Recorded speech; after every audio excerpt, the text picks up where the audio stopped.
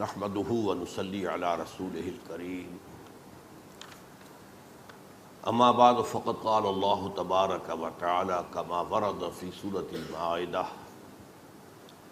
اعوذ بالله من الشيطان الرجيم بسم الله الرحمن الرحيم اليوم اكملت لكم دينكم واتممت عليكم نعمتي ورضيت لكم الاسلام دينا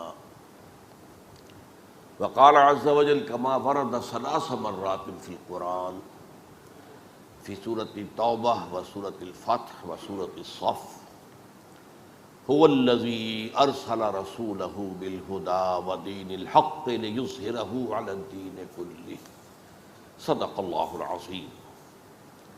وعن أبي هريرة رضي الله تعالى عنه قال قال رسول الله صلى الله عليه وسلم مثلی و مثل الانبیاء کمثل قصر احسن بنیانہ وترک منہ موضع لبنۃ فطاف به النظار یتعجبون من حسن بنیانہ الا موضع تلک اللبنۃ فکنت انا سددت موضع اللبنۃ ختم بی البنیان وختم بی الرسل وفی روایت فانا اللبنۃ وانا خاتم النبیین رواہ امام البخاری و امام مسلم رحمہم اللہ.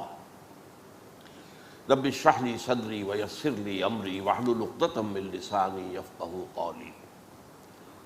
اللہم ربنا الہمنا رشدنا واعذنا من شرور انفسنا. اللہم ارنا الحق حقا وارزقنا اتباعہ وارنا الباطل باطلا وارزقنا اجتنابہ آمین یا رب العالمین. آج مجھے ختم نبوت کی جو عقلی دلیل ہے اس پر بات کرنی ہے. ختم نبوت میں جو نص قاطع ہے قرآن مجید کی آیت سورہ احزاب کی، اس پر پچھلی مرتبہ تفصیلی گفتگو ہو چکی ہے. یہ عقلی اور نقلی دو الفاظ کو سمجھ لیجئے. اردو میں نقلی کا لفظ جو ہے وہ کئی معنی میں آتا ہے. نقلی مصنوعی کو بھی کہتے ہیں، لیکن نقل سے یہاں مراد جو ہے وہ ہے نقل ہونا. ہمارے دین کی بنیاد نقل پر ہے، عقل پر نہیں ہے. اگرچہ اس میں عقل کے خلاف کوئی بات نہیں ہے، لیکن بنیاد جو ہے وہ عقل پر نہیں ہے. نقل سے مراد کیا ہے؟ وحی منقول ہوئی اللہ سے حضور کو، نقل ہوئی، منتقل ہوئی. اسی کے معنی نا منتقل ہونا. پھر وہ وحی منتقل ہوئی حضور سے صحابہ کو. یہ انتقال ہو رہا ہے، نقل ہو رہا ہے، منتقل ہونا ہو رہا ہے. پھر صحابہ سے تابعین کو، تابعین سے تبع تابعین کو. تو اصل دین تو وہ ہے کتاب و سنت. سنت رسول بھی منقول ہے.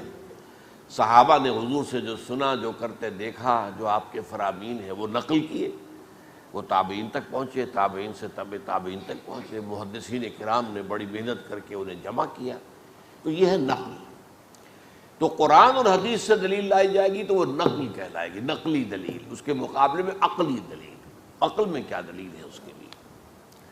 اب اس کے ضمن میں ایک اور تمہیدی بات نوٹ کر لیجئے. قرآن مجید میں اگر کوئی بات مجملاً آئی ہے اور اس کی پوری وضاحت نہیں ہوئی تو اس کی وضاحت کا فرض محمد الرسول اللہ پر ہے. حدیث اصل میں قرآن کے ان مقامات کی وضاحت کرتی ہے جن میں کہ کسی وضاحت کی ضرورت ہے. مثال کے طور پر اب یہ فرمایا گیا وَاعْتَصِمُوا بِحَبْلِ اللَّهِ جَمِيعًا، اللہ کی رسی کو سب مل جل کر مضبوطی سے تھام لو.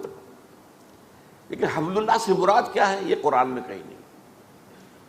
اگرچہ حبل اللہ کا ذکر جو ہے وہ ہے، لیکن حبل اللہ کیا ہے یہ قرآن میں نہیں، یہ حدیث میں ہے. القرآن حبل اللہ المتین ممدود من السماء الی الارض. قرآن ہے اللہ کی وہ مضبوط رسی جو آسمان اور زمین کے درمیان تنی ہوئی.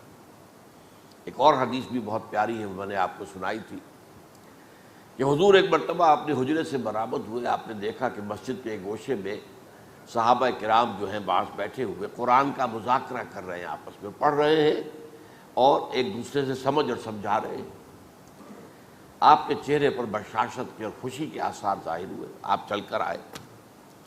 آپ نے ایک سوال کیا بڑا عجیب سا، الستم تشہدون ان ھذا القرآن جاء من عند اللہ، کیا آپ لوگ اس پر گواہ نہیں ہیں کہ یہ قرآن اللہ کے پاس سے آیا ہے؟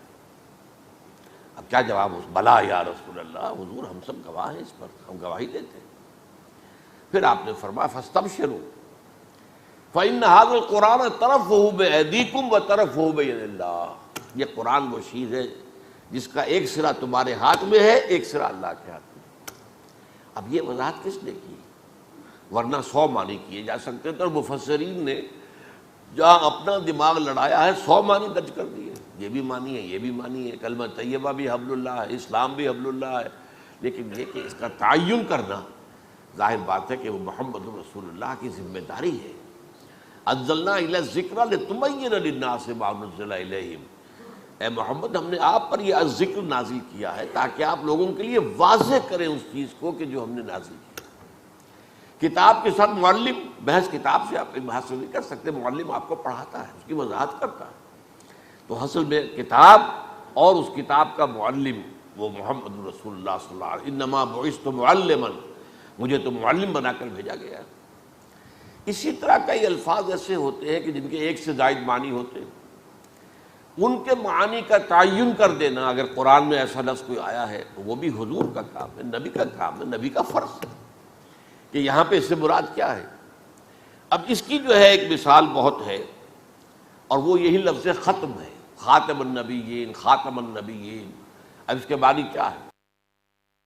ختم کے ایک معنی تو یہ ہیں، دو آپ کو معلوم ہے کہ اردو میں بھی مستعمل ہے، کہ ایک تو یہ ہے کہ پیسے ختم ہو گئے، اناج ختم ہو گیا، دانے مک گئے، اب یہ کہ ایک شے پہلے تھی اب نہیں ہے۔ ایک یہ ہے کہ سکول کا طالب علم کہتا ہے میں نے اپنا کام ختم کر لیا، اب یہ ختم کسی اور معنی، میں نے اپنا کام پورا کر لیا۔ تو پورا کرنا اور کسی شے کا پہلے ہونا اور اب نہ ہونا، یہ دونوں معنی اس کے اندر ہے۔ پھر خاتم کے معنی جو ہے انگوٹھی کے بھی ہیں، مہر کے بھی ہیں۔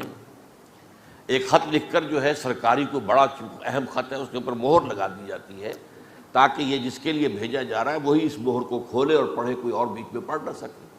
اس کے معنی یہ بھی ہے۔ اس سے فائدہ اٹھایا غلام احمد قادیانی لعنت اللہ علیہ نے کہ محمد خاتم النبیین ہے، مہر ہے، اب جو نبی آیا آپ کی مہر لگ کر آئے گا، یعنی آپ کی امت ہی میں سے آئے گا۔ پھر یہ کہ میں تو ذلی نبی ہوں، میں تو جو بروزی نبی ہوں، میں فلانا نبی ہوں، میں تشریعی نبی نہیں ہوں، غیر تشریعی نبی ہوں، 100 طرح کی تعبیریں کر کے اس ایک لفظ کے جو کئی معنی ہیں ان کے حوالے سے اس نے فائدہ اٹھایا، اور جو کم فہم لوگ ہیں ان کے اوپر روب گانٹ لیا۔ اب اس کا کیا ہے، میں آپ کو بتا چکا ہوں، حضور کی 2 حدیثیں آپ کو پچھلی مرتبہ سنا چکا ہوں۔ ایک حدیث جو ہے ترمذی شریف کی ہے اور مسند احمد کی ہے، حضور نے فرمایا ان الرسالۃ والنبوۃ قد انقطعت فلا رسول بعدی ولا نبی۔ دیکھو اس نبوت اور رسالت دونوں منقطع ہو چکی ہیں، اب یہاں تو کوئی شک نہیں رہا نا، رسی کٹ گئی، منقطع ہو گئی، ایک سلسلہ تھا منقطع ہو گیا، ختم ہو گیا، اس معنی میں ختم ہے قرآن میں۔ ان الرسالۃ والنبوۃ قد انقطعت فلا رسول بعدی ولا نبی، میرے بعد نہ کوئی رسول نہ نبی ہے۔ اب دیکھیے اس سے بھی میں نے پچھلی مرتبہ آپ کو بتایا تھا، جو وہ جھوٹا نبی ایران میں پیدا ہوا بہا اللہ، وہ بہائی آپ نے سنا ہوگا، بہائی وہ اس کے پیروکار ہیں۔ آج دنیا میں باہر جو ہے چرچا ان کا بھی موجود ہے، لیکن قادیانیوں کا زیادہ ہے۔ تو قادیانیوں نے جس طریقے سے جو ہے الفاظ سے کھیلے ہیں، اسی طرح وہ بھی کھیلا۔ اس نے کہا دیکھو قرآن مجید میں خاتم النبیین کہا گیا، خاتم الرسول تو نہیں کہا گیا نا، نبی ختم ہو گئے، رسول ختم نہیں ہوا، میں رسول ہوں۔ حالانکہ بھائی میں پچھلی مرتبہ آپ کو بتا چکا، رسول تو ہوتا ہی وہ ہے جو نبی ہو، پہلے نبی ہوتا، نبی الرسول 2 مرتبہ قرآن میں آیا سورہ مریم میں۔ نبی ہوتا ہے تو اس میں سے اللہ تعالیٰ پھر جس کو ایک خاص مقام پر حکم دے دے کہ اب وہاں چلے جاؤ، فلاں قوم کے